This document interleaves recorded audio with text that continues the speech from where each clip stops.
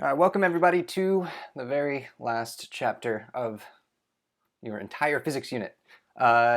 We will be going over this homework 13, which there's no quiz due on, but you will take an exam on this stuff. So I'm going to highlight sort of the most important topics for the exam as we go through it. Some of these problems are a little off the wall. Some of them are more conventional and fundamental as far as what to be ready for the exam. All right, so we're going to go ahead and just jump into this. Now we've got two chapters that we're covering here. The long and short of these two chapters is that we're talking about the wave behavior of light. So you might have heard of wave-particle duality as a description for the way that light behaves. It's sometimes a particle, sometimes a wave, and in fact, it turns out that all matter on a very small level functions as both a wave and a particle. This is the idea of quantum mechanics entirely. So if you enjoy this chapter and you'd like to learn a little bit more about this, there is a class called Modern Physics, which in some institutions is called Physics 3. Since it's not a fundamental I guess I'll just say, since it's not a weed-out course, it's not quite as difficult as Physics 1 and 2 are.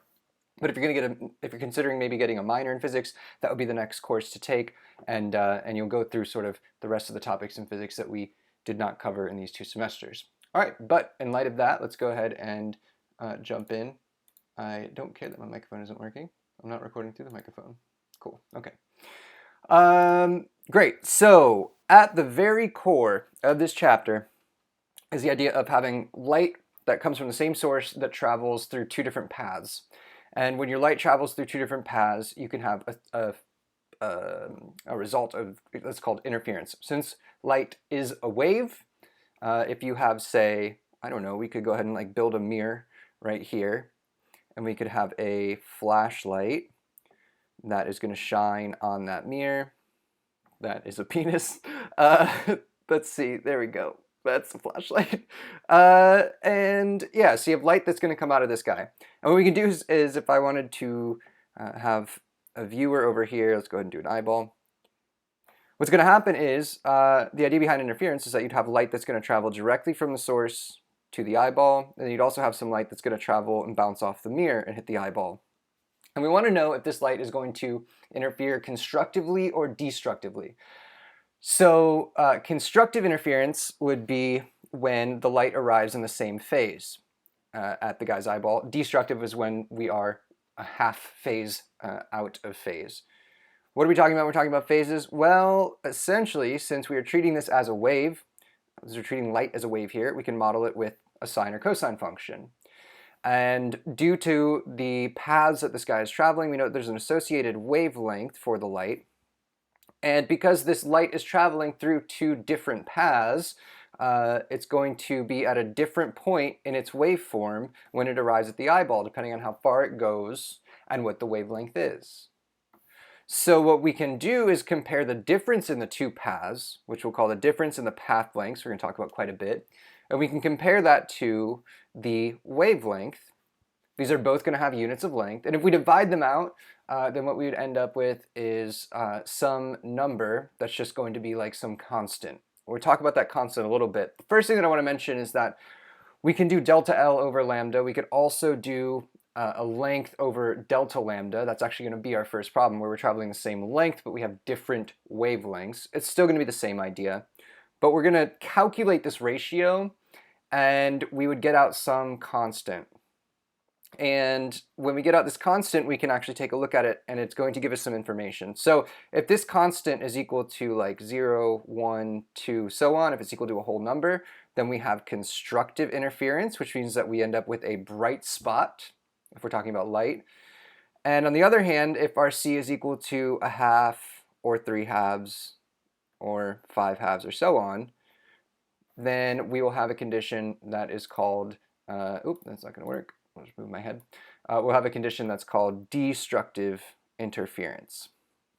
All right, so we're going to go ahead and give this constant a letter when it's explicitly talking about constructive versus destructive. You can also have a number in between that's neither constructive or destructive. And this is actually the first problem that we're going to do, where they're just going to ask us to calculate this ratio.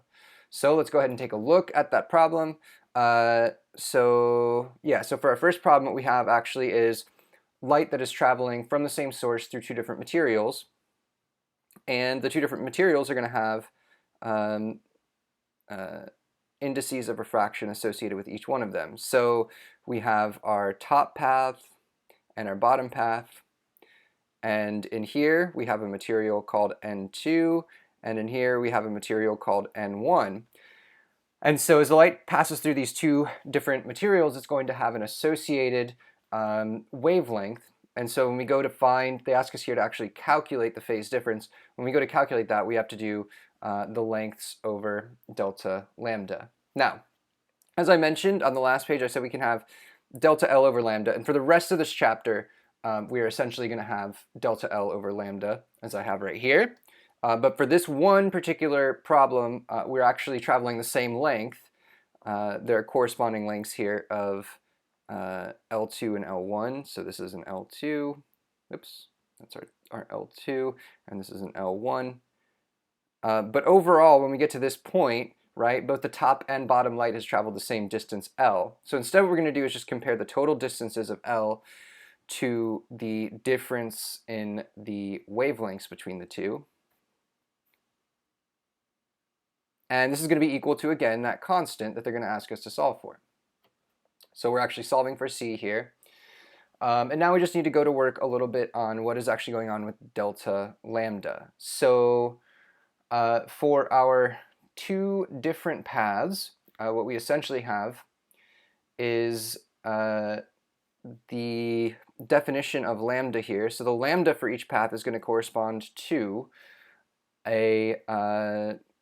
the wavelength in air. If I wanted to do the wavelength in a specific material, it'll be equal to the wavelength in air over the index of refraction. This is just a definition for the index of refraction that we're just allowed to know.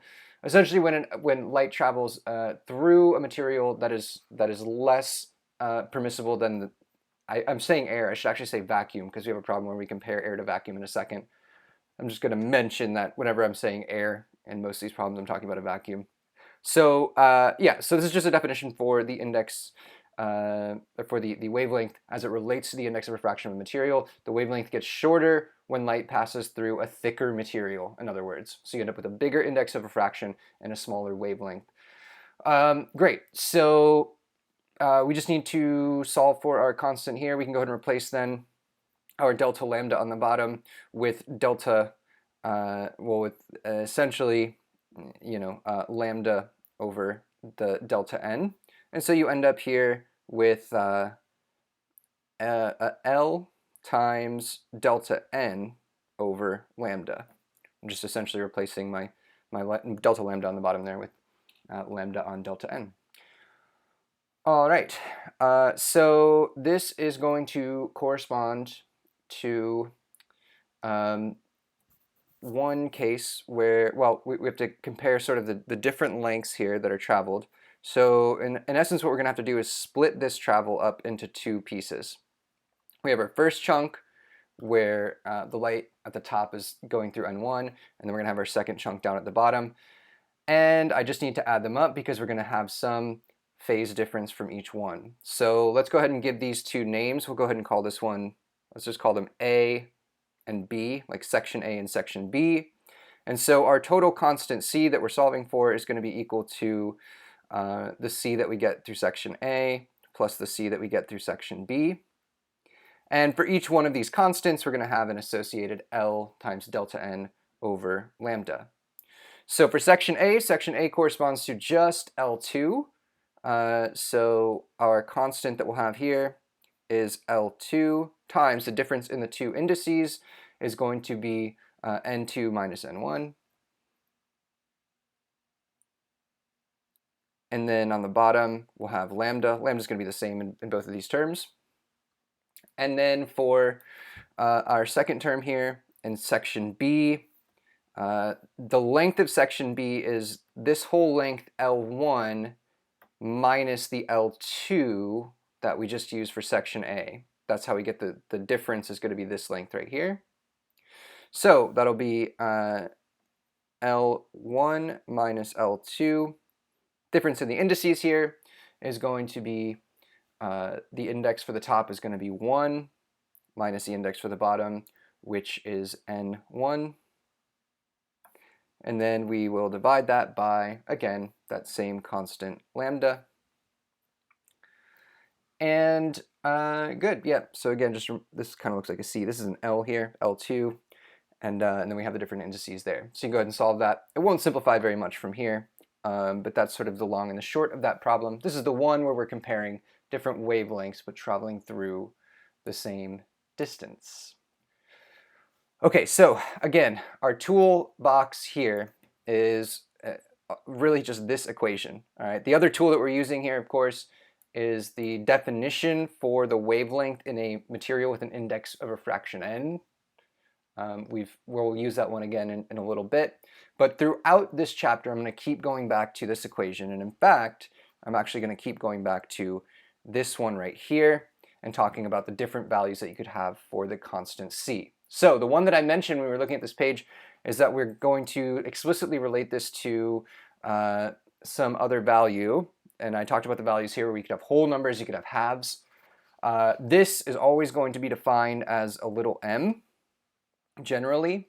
And the way that we actually do this is we say that the constructive interference ones here correspond to m, where m is equal to, you know, those constants 0, 1, 2, 3. And for the halves, we're actually going to set it equal to an m plus 1/2. So as we go through this chapter, I'm going to say, do we have constructive or destructive interference? If we have constructive, you're going to see me just set it equal to m. If we have destructive, you'll see me set it equal to m plus 1/2.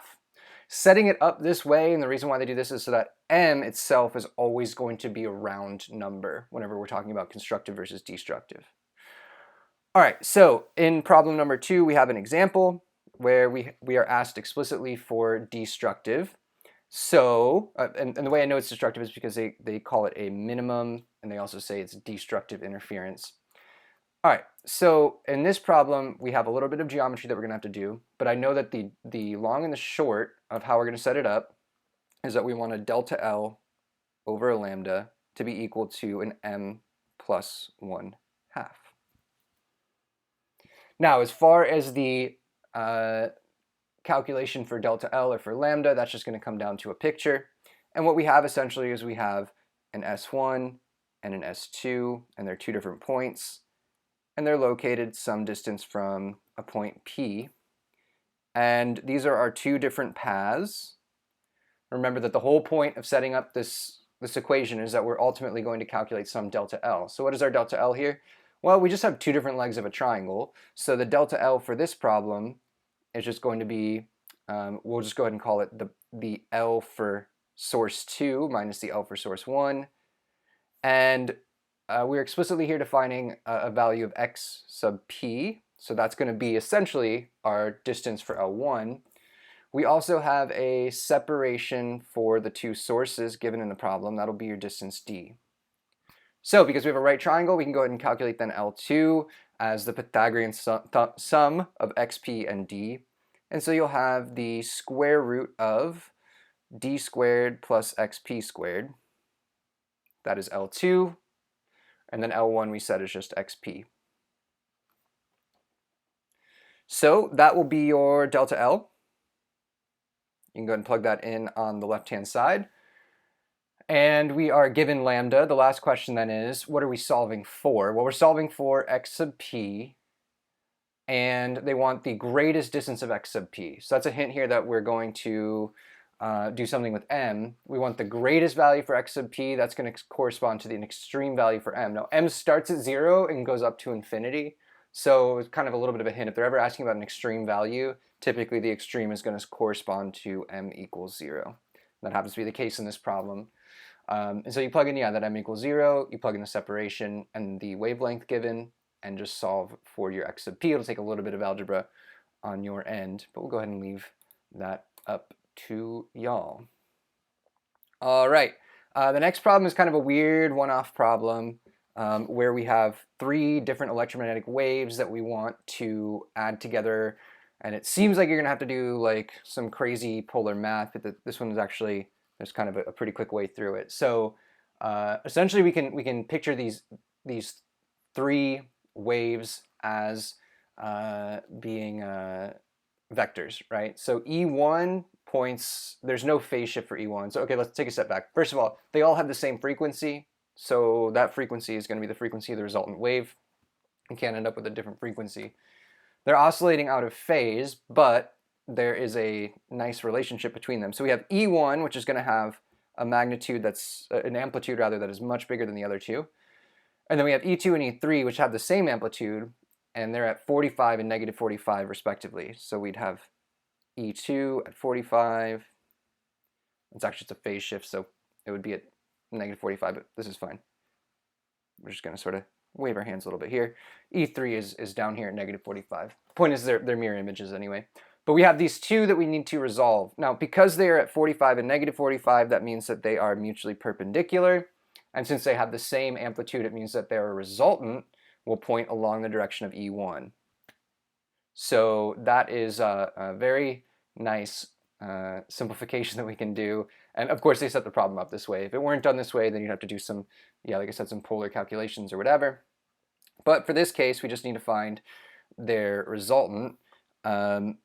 So to put this sort of in nice notation, we're solving, of course, for the resultant amplitude. So your resultant amplitude, which we'll call E sub r, will be equal to E1, the amplitude of E1, which is again just the number out in front, plus the square root of the amplitude of E2 squared plus the amplitude of E3 squared.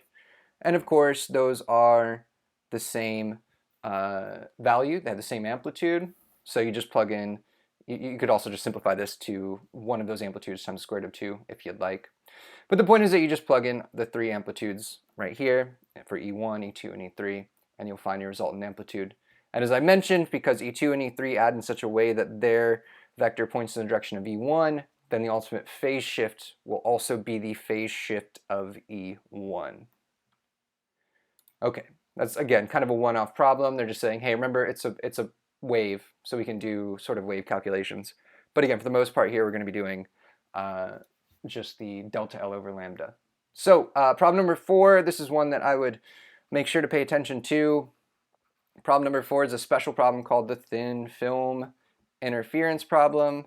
And a thin film interference problem is a very good candidate for exam. I'm not saying that as I haven't looked at the exam, but just saying that as someone who has studied this class for a decade.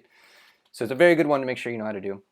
And here's the way that thin film interference works. The setup is a little wonky, but I'm going to go through it real quick. So when you have a thin film, here's your thin film. So you have some index N1, some index for the film N2, and then that film can be plastered onto something else.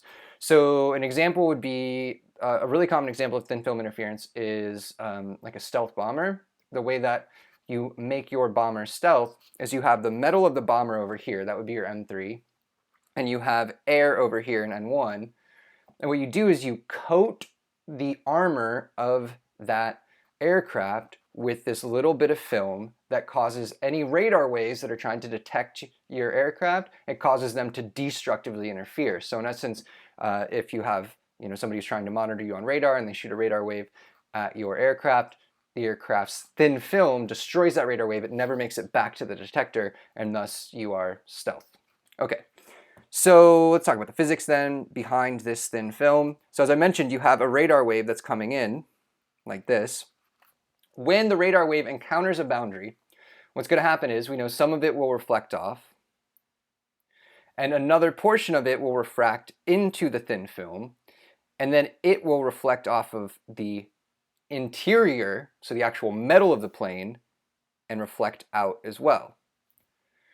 So now what we have is we have these two different waves that came from the same source that have taken slightly different paths and are now essentially right on top of each other. I've drawn them at an angle, but in truth you're sort of penetrating perpendicularly. But they've come from the same source, they're traveling together, and so if we can put just the right thickness on our aircraft, then we can cause these waves to cancel out. So the name of the game, as I mentioned, always is to look at your delta L over lambda. Whoops. And how do we adapt this for a thin film? Well, the only delta L that's happening here is this, what goes on inside of N2. So this is your delta L. And we can write delta L in terms of the thickness. So typically we're solving for a thickness of this N2. So we can say that would be equal to 2L.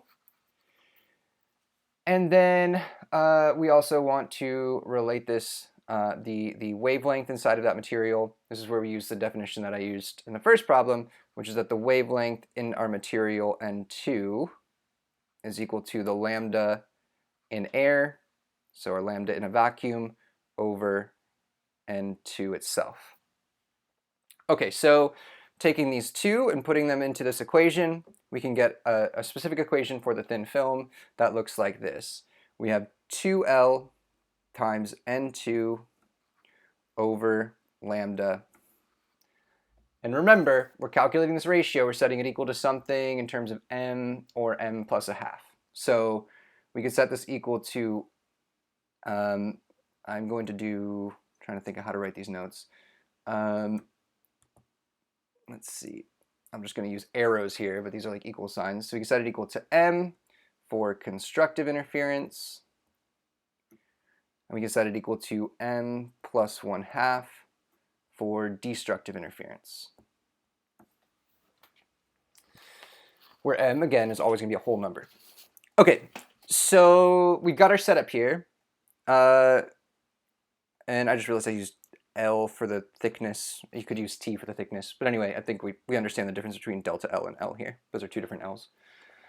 All right, now there's one more. We're almost done here, but there's one more caveat for thin film interference. This is kind of a wonky thing that happens. But when you have light that reflects, we have 2 points of reflection in this problem. Right here we had some light that reflected, and back here we had some more light that reflected. So the last thing you have to do that's special for thin film problems is you need to determine at each point in reflection if there was a phase shift. So your phase shifts would be 180 degrees, but you don't need to worry about exactly what that means. What you need to know is that if you are in an index that is smaller than the index you are reflecting off of, yes. If the index you're in is smaller than the index you're bouncing off of, you have one phase shift. And you have to count the number of phase shifts before we proceed with the actual solution to the problem. So again, I'm going to write this sort of down here, but we have to count our phase shifts. And so you'll just have two questions that you need to ask. Is N2 bigger than N1? Because we're in N1 reflecting off of N2. If that is the case, then you have one phase shift. And then the second question is N3 bigger than N2? In that case, you'd have another phase shift. Why do we need to count these up? Because if we count up all of our phase shifts and we have an odd number, then we have to switch the equations. We have to switch essentially m and m plus 1/2. So if this is an odd number,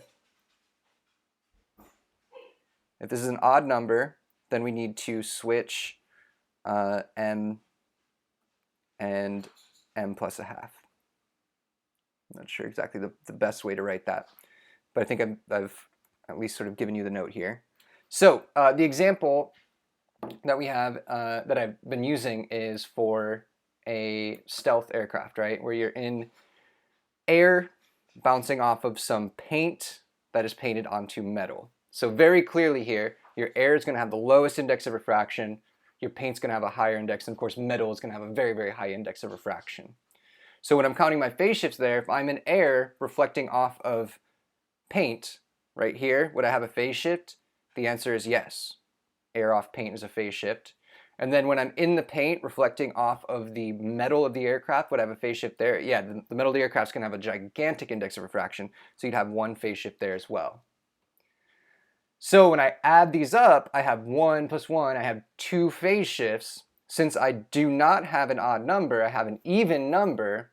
That means that I am not going to switch m1 and m and m plus 1/2 in my green equation right here.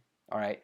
So in other words, what are our order of problem solvings here? Well, the equation itself is not too difficult. You can use this equation, this green equation, every time for thin film interference. The most important sort of specialty with the thin film interference is counting up the phase shifts. One last note that's not going to apply to the homework, but that I do want to mention is that here we're looking at reflection off of a thin film. There's another case where you can actually have refraction through a thin film. And in that case, you're still going to use the same green equation. The difference is going to be in counting your phase shifts. So this one, again, this set, if you want to write on your notes, this is for reflection. I'll give you the phase shifts that you would count for refraction. And then we'll go ahead and take a look at, well, let's just do this. Yeah, so for refraction, here's what the diagram looks like.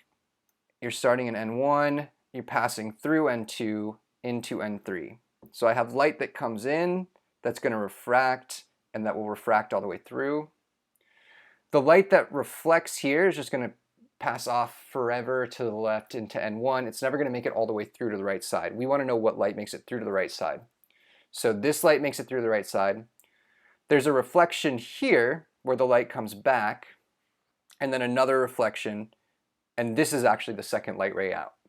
So we use the exact same equation. Our delta L is still 2 times the thickness, so we still use the same green equation from the last slide. The only difference is that we have reflection here and reflection here. So that's where we need to ask ourselves about the phase shifts. And so when we're counting the phase shifts, we will have one phase shift if N3 is bigger than N2, and you'll have another phase shift if N1 is bigger than N2, because your second reflection, you're in N2 bouncing off of N1. So you count up those two phase shifts, and again, it's going to be 0, 1, or 2. If it happens to be 1, if it happens to be odd, then you need to flip M and M plus 1/2. Okay, I think I've successfully made my point here. What I'll mention is for the phase shifts and the problem, and problem number 4, you begin in, they give you two values. They give you fully destructive and fully constructive. You do have two phase shifts, so you do keep your original equations. And so you'll have 2L N2 over lambda is equal to M for constructive, and it'll be equal to M plus 1/2 for destructive. And they give you the two different values there. Those values in the nanometers are going to correspond to your wavelengths. So you would plug in well, we're solving for the thickness of the film. And so we'd have a thickness for the film is equal to M lambda on 2N2 for constructive interference. Or it'll be equal to, for the destructive case, M plus 1/2 times lambda over 2N2. This is for destructive. And the question is, what do you plug in for M? Well, essentially, M can be 0, 1, 2, 3, 4, and you can plug in each of those values. And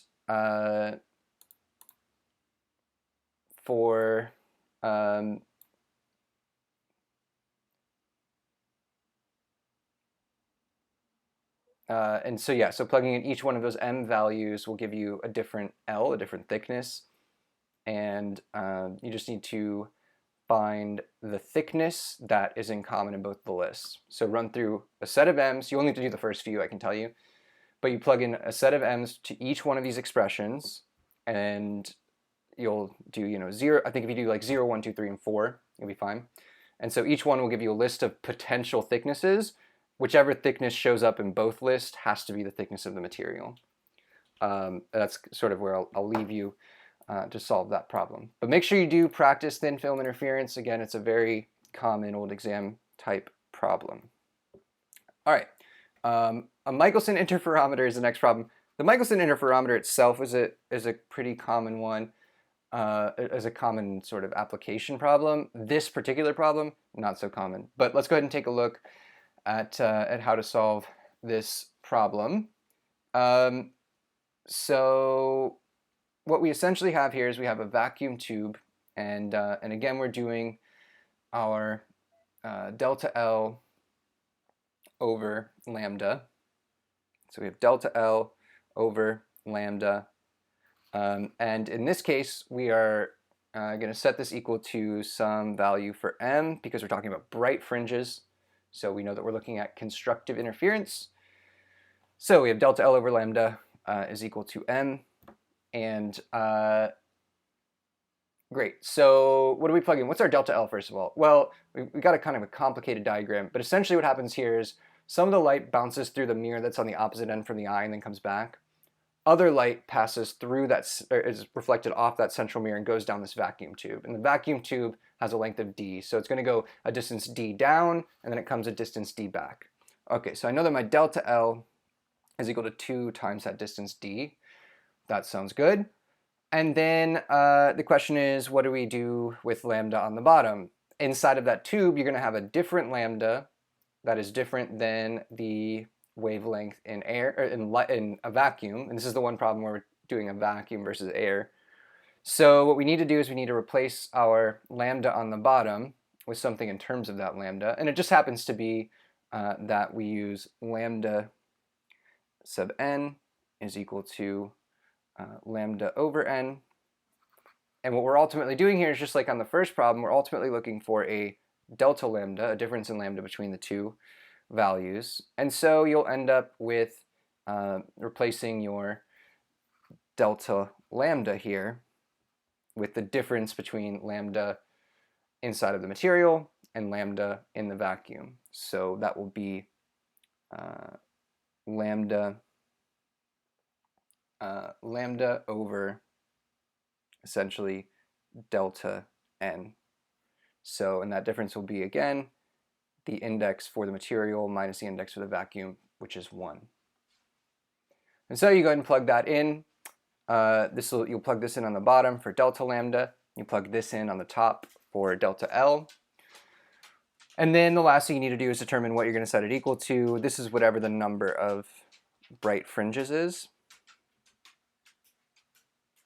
You just plug that right in for m. And that'll be it. So you have 2d over lambda on n minus 1, and you'll have that set equal to the number of bright fringes for the Michaelson Interferometer. Great, so that is it for chapter 35, and now we move into chapter 36. But this is going to be sort of a continuation. So chapter 36 is specifically about this concept of diffraction. And diffraction is just essentially a strange behavior that happens because light is a wave. Or another way of saying that is, this is how we know that light behaves like a wave. Essentially, you can have an opening, and if light were a particle, it would just travel straight through that opening, and you would just see one bright spot on the center of the wall. But as that opening is really, really small, what ends up happening is you see bright and dark fringes along the wall, and each of those bright and dark spots sort of going up the wall tells you that there are waves of light that are interacting. So it has to be a wave. In other words, that's how we know light is a wave. Okay, so the first problem we do is actually with sound. Sound is also a wave, so you also have diffraction. You could also just do a problem with like boat waves hitting a little opening, and you can see also sort of a diffraction pattern where you have like the tops of waves and bottoms of waves sort of along a wall. If you do that, you could look that up, look up a video that shows that if you'd like to sort of visualize what's going on. Great, but okay, so again, the core concept here is to compare our delta L to lambda. In this problem, actually, we are simply looking at the distance that the light must travel. This is for a, I think we're doing, single opening diffraction problem. And the light is traveling a distance d to a wall over on the right. And we have an opening for the cabinet. And we're just going to do a little bit of geometry. So they give us, they want to know where the first diffraction minimum is. So we just need to know our delta L. And we just need to compare that to a lambda. And we want a diffraction minimum. So we're going to want an m plus a half. For what I'll tell you right now is for the single slit problem, the first minimum actually corresponds to a maximum. I'm not going to go into exactly why that is. I'm just going to mention that if you do have single slit diffraction, you automatically split them. So this will just be set equal to n, because again, it just happens to be for the single slit one. Okay, so let's talk about how we find our actual delta L. The delta L is going to correspond to the distance that the light travels, and that will correspond to the total distance, or rather to the slit opening. Let's see, okay, let me draw a little bit of diagram. So we have our little slit over here on the left-hand side, and then we have the wall that's some distance d away. So yeah, so we'll have the slit is going to have a little bit of an opening that we say is A, and we note the wall is a distance, a distance d away, and we want to find the location of the minimum along the wall. So we're going to relate that back to the distance, or the angle rather, theta, at which that location is. And we want to know how far from the central axis we are located, so that will be some y value. All right, so using the geometry here, we can relate the sine of this angle theta to two different things. We can relate it to the macro picture where we have y and d, and the micro picture where we have the little separation a. And yeah, so essentially our delta L is going to be related to a times the sine of theta. Why is that? Well, because there's sort of two different rays of light that come from the top and the bottom of that slit respectively, and the only difference is how far they travel right here, how far that bottom ray has to travel. It has to travel just a little bit larger of a distance, and it relates to, again, a and that same angle theta. So all that is to say that our delta L in this problem is going to be equal to a sine of theta. What we need to find then is we need to find the value for sine of theta, and this will be the macro picture of the geometry here. So it's actually just sine of theta is equal to the opposite over the hypotenuse. Our opposite is y. Our hypotenuse is square root of y squared plus d squared. All right, so we've got a few things here that we're going to sort of nest inside of each other. We're going to take this expression here and plug it in for sine of theta, and then we'll take that entire expression and plug it in for delta L. And then we have lambda that we'll need to provide in just one second, but hypothetically you'd have some lambda, and then we're going to set, of course, m equal to 1. That's an arrow there. So we're just going to replace that m there with 1. We have everything else. The last thing we need to do is lambda, and our expression for lambda will be, this will just come from, here we have we have a sound, a sound wave, we have a frequency, we have a velocity. So that's actually velocity is equal to lambda times frequency, which allows us to replace that lambda on the bottom with the speed of sound, which is going to be 343, that's the speed of sound in air, over the frequency that is given. So that'll be the last thing, is you can take this term here and place that on the bottom. And then what are we ultimately solving for? They wanted us to find this distance up on the wall, so you'll ultimately need to isolate y in that final big long equation that you put together. Again, I'll leave that algebra up to you, but that is how that problem sort of sets up and comes to be. All right, we have two more application problems. The next one is asking us to resolve with a telescope. Whenever we're asked to resolve, this is a topic called the Rayleigh criterion. Rayleigh? I think it's Rayleigh, right? Rayleigh criterion. All right, what is resolution? When we're talking about resolution, we're saying I want to be able to tell the two things apart. So you know, if you're looking at something from very, very far away, it can be hard to sort of, if you're looking at like a person, you know, they start to look like an ant. So you can't like maybe tell two different spots on a person apart when they're really, really far away.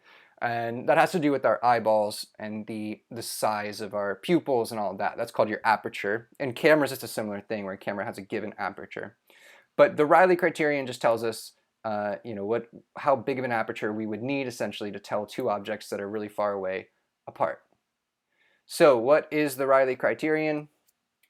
It is just an equation that tells you that the aperture, the minimum aperture that is required is going to be equal to L, which is going to be our distance away. So in this case, the distance from the Earth to the Moon, times 1.22 times the wavelength of the light over the separation, the actual physical separation of the objects. Okay, so just to run through this again, this is going to be your aperture size, which I think we're trying to, here we're actually solving for the separation of the 2 points. So this is your aperture. This is our distance from, say, object to viewer.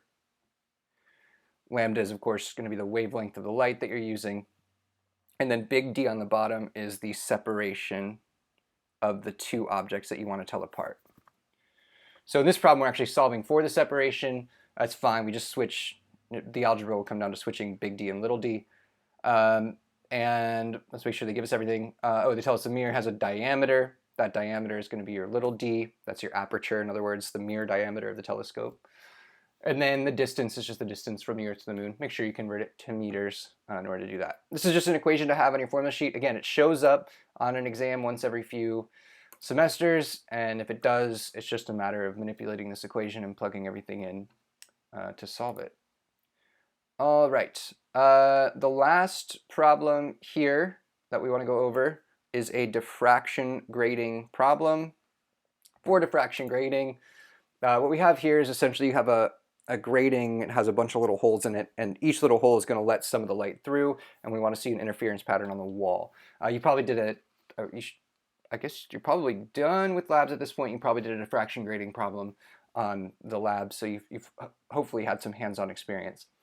With diffraction grading, we have this concept called resolvence. And again, this has to do with just like resolution like we had in the last problem.